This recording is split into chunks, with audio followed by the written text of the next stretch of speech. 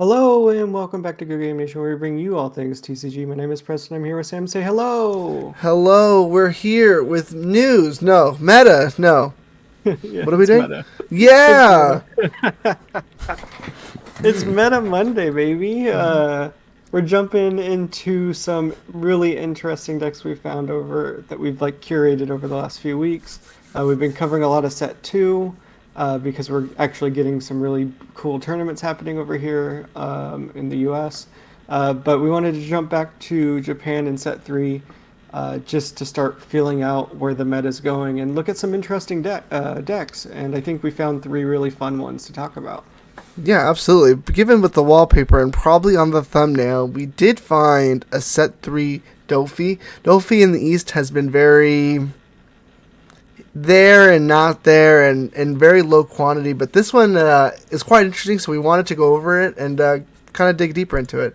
It won a 5 round tournament, 5-0 against pretty good decks, some Yamatos, a Whitebeard, a Lucci, so it's pretty interesting.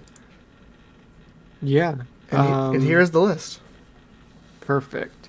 So I think this is the greatest iteration of what Dofi can be. It got a few more cards here and there. The Jimbei promo is great for this deck.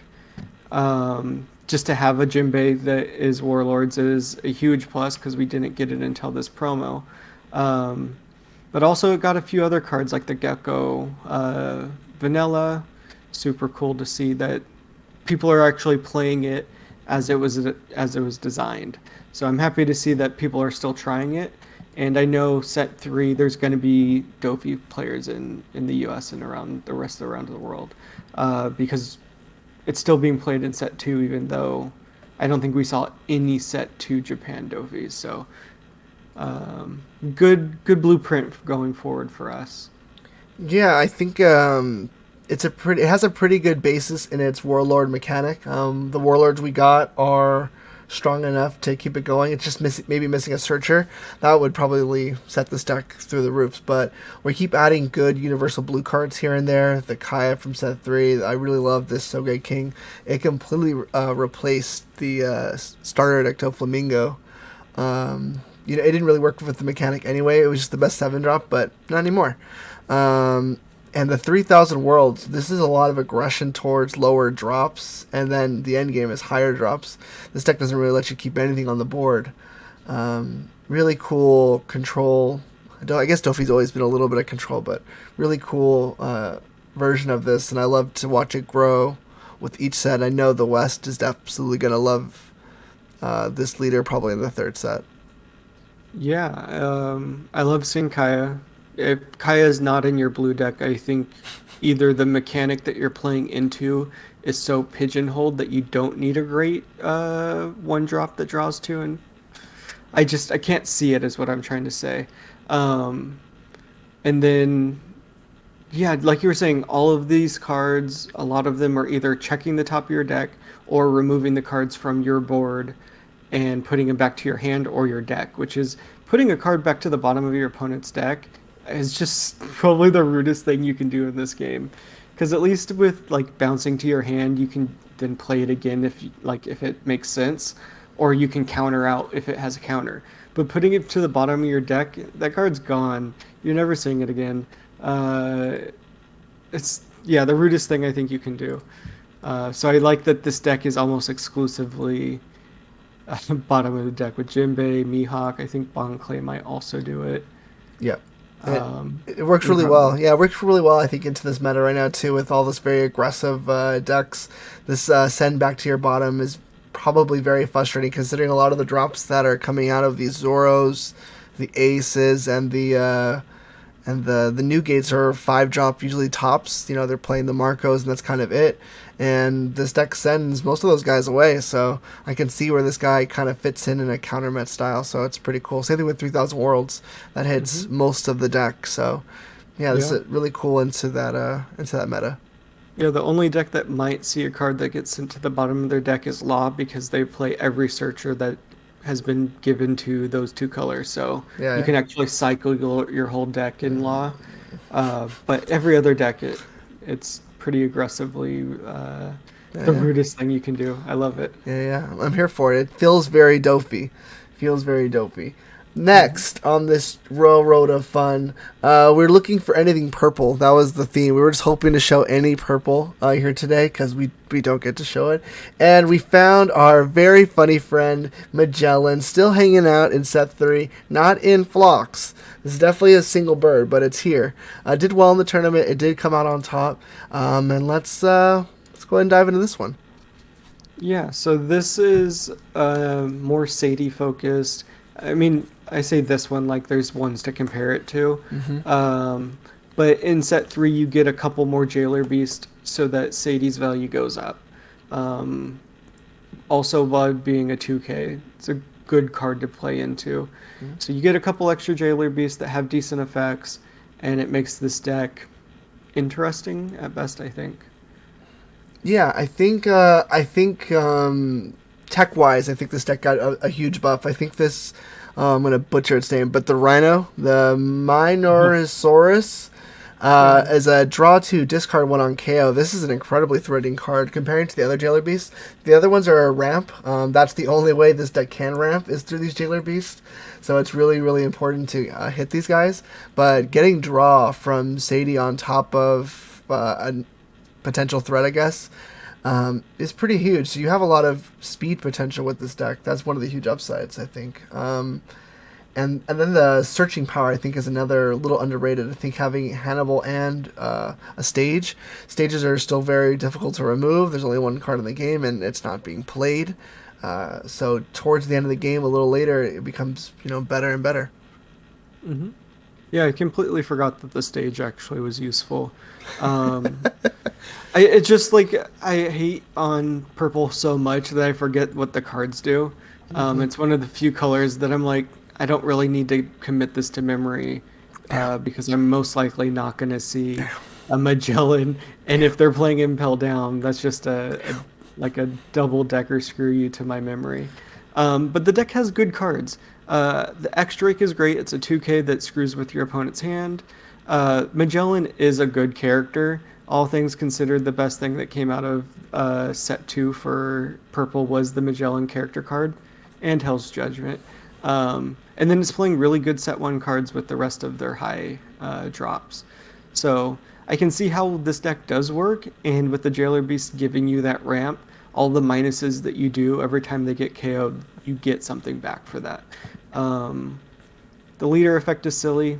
Having to having to have a minus to get 1K when there's so many better ways to getting 1K on your leader.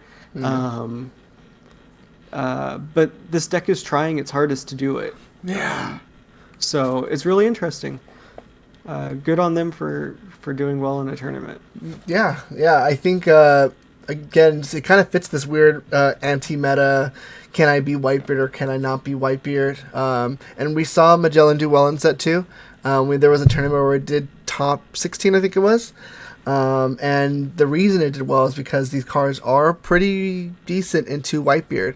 So as long as we stay in this Whitebeard focus, cards like this Magellan character card, really great into it because if they do kill it, it sets back their Whitebeard play, and that's a huge advantage for you.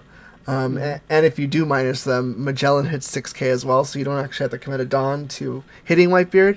So there are some interesting counter metas to this deck. I don't think it does particularly well into black, but it's definitely a very interesting deck, and I'm just happy to see it here. Go Magellan.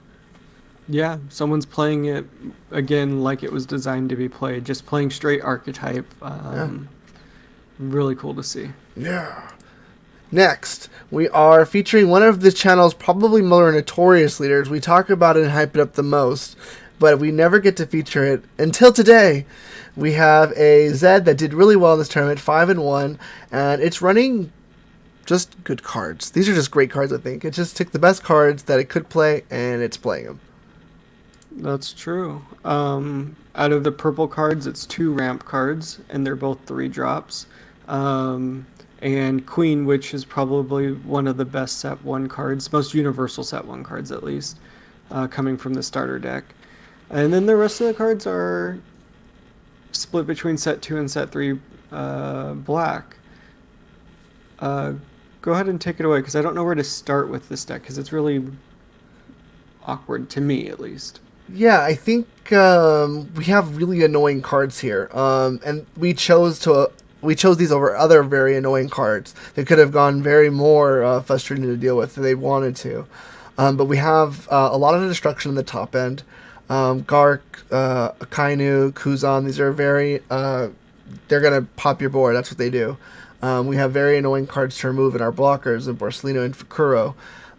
Queen is a very annoying attack threshold at 6k. These cards are very annoying to deal with.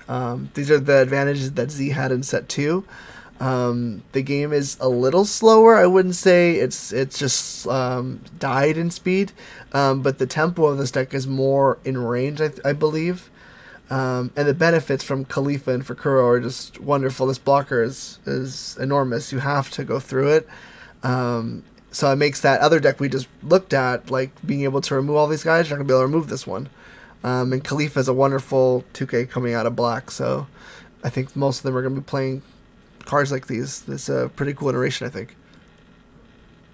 Yeah, I mean they picked up cards that draw, so they didn't play brand new or the CP9 searcher. Not enough targets, I think, especially because I think brand new is only top three, so you're not digging very deep. So if you end up with a couple too many of the wrong guy within like CP9 or a purple card, you whiff. You never want to miss a search, so they put more cards that draw.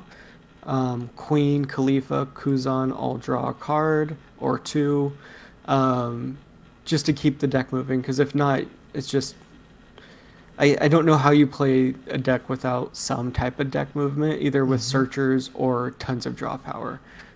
Especially in this set where you're playing against Namis occasionally, where all it is deck movement. You have to have something to some type of engine. That's how I always think of it. What's my engine? In this deck, you have good defense, and then you have Khalifa, Kuzan, and Jack. No, not Jack. But yeah, you have some draw power. So Yeah, yeah. I think missing brand new is interesting. I think we could have probably worked it in, switching out a couple of these, maybe the CP9 or Kuzan to fit the Navy. I'm assuming it probably was tested this way, but I do believe it's also a 3 search, so it's not very reliable considering we are running a lot of animal pirates here. We're still going to stick with some of these CP9s. But Kuzan's a card that I don't think we've seen since the release of Aisho. I believe Kuzan's just been kind of wiped off the board. Aisho, yeah, absolutely the secret. Yeah, Aisho hits the hand, but Kuzan's more board focused, and that seems to be the objective for this deck, is just removing everything. And I think this deck does really well into the meta, because if he does get going and you ever hit Jack, that following Sakazuki just kind of wins you the game. It's very similar to Jack into King. It feels very oppressive. And then whatever follows is probably not going to be that fun either. right. Yeah, the Kuzan's effect to -5 gives all of your killing power just so much more to work with. Um, yeah, turning 10 drops into 5 drops where then your Sakazukis can hit your opponent's 10 drops. Um, Getting anything around the 8 cost to Zed's threshold of 3. Just, yeah, it's a great card, but Aisho just seems better for most decks. So it's an interesting choice. Yeah, And then everyone plays Impact Wave for some reason. it's a I good don't know if card. it's the best. It's okay. The only other card that could have fit here is Hell's Judgment, I think. But I think the KO value early on from even the trigger effect is just through the roof. Yeah. I think that's the reason Impact Wave will stick around. That trigger effect is It's the then KO also, I guess, is ridiculous. So you get to defend and then destroy. take out 2 I attacks. Yeah, I forget about the secondary KO Yeah. afterwards. Yep. If you could take out 2 attacks, stop 2 attacks of Hell's Judgment, that's a turn winner right there. But Yeah, absolutely. guys, those are 3 decks that we had found that are kind of outliers in the meta, but they definitely fit in a counter meta theory, which we're definitely very excited about. What other set 3 decks have you guys seen that have been not red. Let's just go with that. We would love to see anything that's just a little different. But thank you guys. If you made this far, please consider doing the YouTube things. Like, comment, subscribe, and we'll see you in the next one. We'll see you in the next one. We'll see you in the next one. Bye. Bye. Bye. Counter meta's fun. It's always fun to talk about as you're not talking about Whitebeard. That's where the most creative decks come from too. Yep, I agree.